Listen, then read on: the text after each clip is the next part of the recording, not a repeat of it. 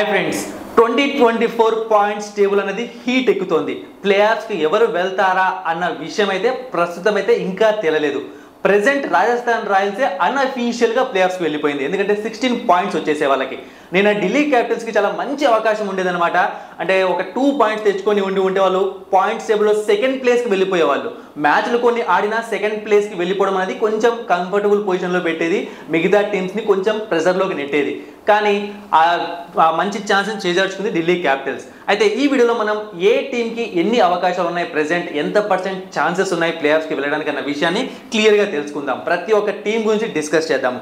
So ఒకసారి చూసాము అంటే మనం ఇక్కడ రాజస్థాన్ రాయల్స్కి 16 పాయింట్స్ ఆల్రెడీ చెప్పాను, వాళ్ళు అన్అఫీషియల్గా ప్లేఆఫ్స్లోకి వెళ్ళిపోయారు. ఇక నెక్స్ట్ కోల్కతా నైట్ రైడర్స్కి 12 పాయింట్స్ ఉన్నాయి. సో తర్వాత మ్యాచ్లు చూసాము అంటే వాళ్ళకు ఇంకా 5 మ్యాచెస్ ఉన్నాయన్నమాట. 5లో వాళ్ళు 2 మ్యాచెస్ గెలిచారు అంటే ఖచ్చితంగా 16 పాయింట్స్ వస్తాయి. నాకు తెలిసి అంత వరస్ట్ క్రికెట్ అయితే కేకేఆర్ ఆడడం లేదు. ఈ ప్లేస్కి వచ్చిందంటే చాలా మంచి క్రికెట్ ఆడుతున్నారు. సో వాళ్ళ మైనస్లన్నీ ప్లస్ చేసుకుంటూ ముందుకు వెళ్తున్నారు. ఖచ్చితంగా వీళ్ళు కూడా ప్లేఆఫ్స్కి వెళ్ళే ఛాన్సెస్ క్లియర్గా కనిపిస్తున్నాయి. అయితే తర్వాత పెద్ద మజా అనేది ఇక్కడే స్టార్ట్ కాబోతుంది. ఎందుకంటే 3rd, 4th, 5th ప్లేస్లో ఉన్న Chennai, SRH and Lucknow super giants అందరూ సేమ్ మ్యాచ్లు ఆడారు, సేమ్ పాయింట్స్ తెచ్చుకున్నారు. ముగ్గురికి కూడా 10 పాయింట్స్ ఇక్కడ కనిపిస్తున్నాయి మనకి.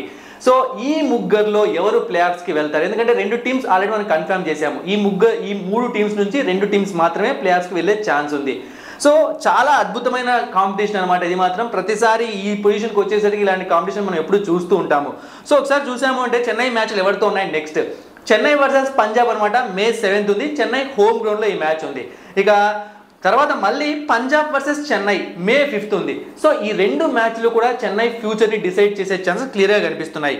అంటే మీరు అనుకోవచ్చు తర్వాత 3 మ్యాచ్లు చెన్నై గెలిస్తే వెళ్ళిపోతుంది కదా అని చెప్పి.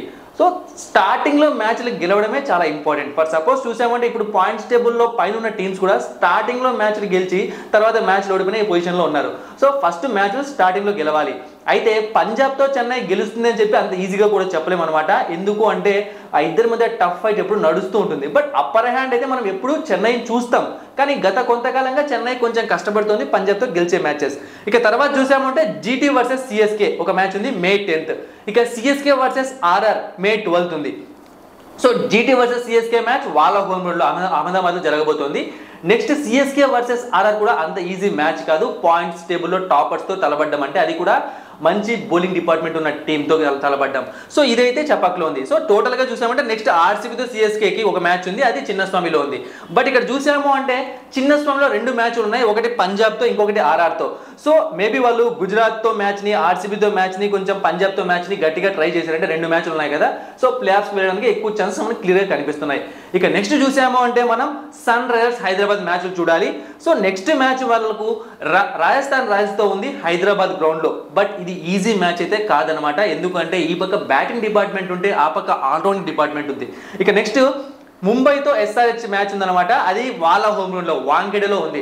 సో వాంఖేడేలో మ్యాచెస్ అంటే అంత ఈజీ కాదు. ఇప్పుడు ప్రెసెంట్ ఎస్ఆర్హెచ్ స్ట్రాంగ్ ఉన్నా సరే హోమ్ గ్రౌండ్లో ఏ టీం అయినా సరే ఆ ఆపోజిట్ టీం హోమ్ గ్రౌండ్లో ఆడడం అంత ఈజీ కాదు. ఇక నెక్స్ట్ ఎస్ఆర్హెచ్కి అగేనెస్ట్ ఎల్ఎస్జీ అనమాట May 8th ఉంది. సో ఇది హైదరాబాద్లో ఉంది. Next SRH versus GT May 16th ఉంది.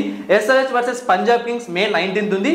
సో ఇక్కడ హైదరాబాద్కు బాగా కలిసి వస్తున్న అంశం ఏమి అంటే వాళ్ళ హోమ్ గ్రౌండ్లో 3 మ్యాచ్లు ఉన్నాయి. తర్వాత జరిగే 5 మ్యాచ్ల్లో ఇది వాళ్ళను ప్లేఆఫ్స్కి వెళ్ళడానికి కొంచెం ప్లస్ అయ్యే ఛాన్స్ అనమాట.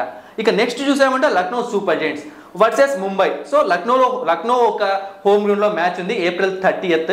ఇక Lucknow versus KKR so May 5th ఉంది. ఇది కూడా వాళ్ళ హోమ్ గ్రౌండ్లో ఉంది. బట్ ఇక్కడ చూసాము అంటే కేకేఆర్తో మ్యాచ్ అంత ఈజీగా జరిగే అవకాశం లేదు, కొంచెం కష్టపడేది. మేబీ ముంబైతో కొంచెం అటు ఇటు జరిగినా సరే కేకేఆర్తో మ్యాచ్ జరగచ్చు. నెక్స్ట్ ఎస్ఆర్హెచ్ వర్సెస్ ఎల్ఎస్జీ వాళ్ళ హోమ్ గ్రౌండ్ కాదు, హైదరాబాద్ హోమ్ గ్రౌండ్లో ఉంది.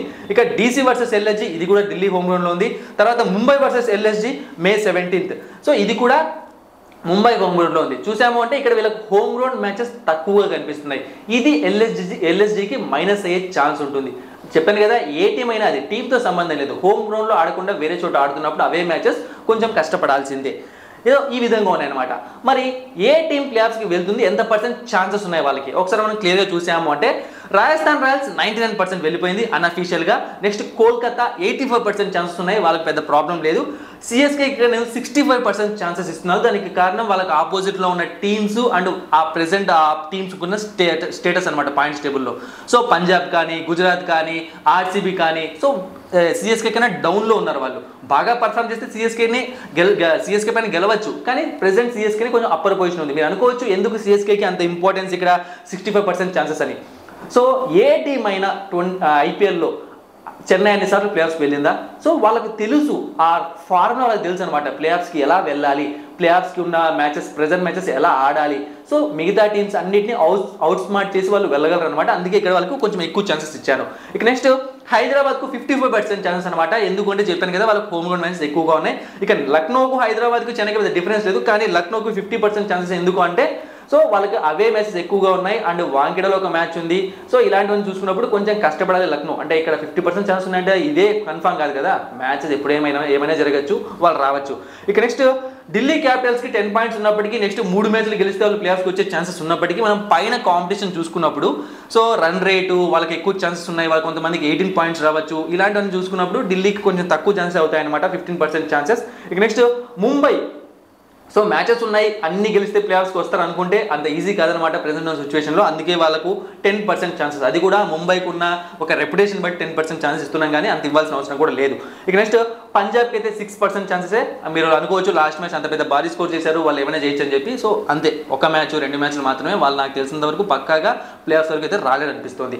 ఇక నెక్స్ట్ చూసామంటే గుజరాత్కు 5% ఛాన్సెసే. అవును, మీరు వింటున్న నిజమే, గుజరాత్కి ఛాన్సెస్ ఉన్నాయి. ఈసారి గుజరాత్ వీక్గానే కనిపిస్తుంది. నేను ఆల్రెడీ ఎప్పుడు చెప్పానంటే ఈ విషయం ఐపీఎల్ స్టార్ట్ అయ్యాక, స్క్వాడ్స్ అని రిలీజ్ చేశాక ఒక వీడియో చేశాను. ఆ రోజు నేను చెప్పాను ఈసారి గుజరాత్ అంత బాగా పర్ఫామ్ చేయలేదు, ఖచ్చితంగా తేలిపోతుందని చెప్పి, అదే జరిగింది.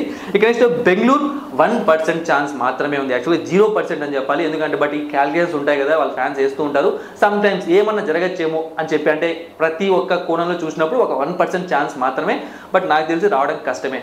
ఇదనమాట ప్లేఆఫ్స్ ఛాన్సెస్ అన్ని టీమ్స్కి ఉన్నది. మరి ఏ టీమ్స్ ప్లేఆఫ్స్కి వెళ్ళాలి? ఖచ్చితంగా ఆర్ఆర్, కేకేఆర్ వెళ్ళిపోతాయి.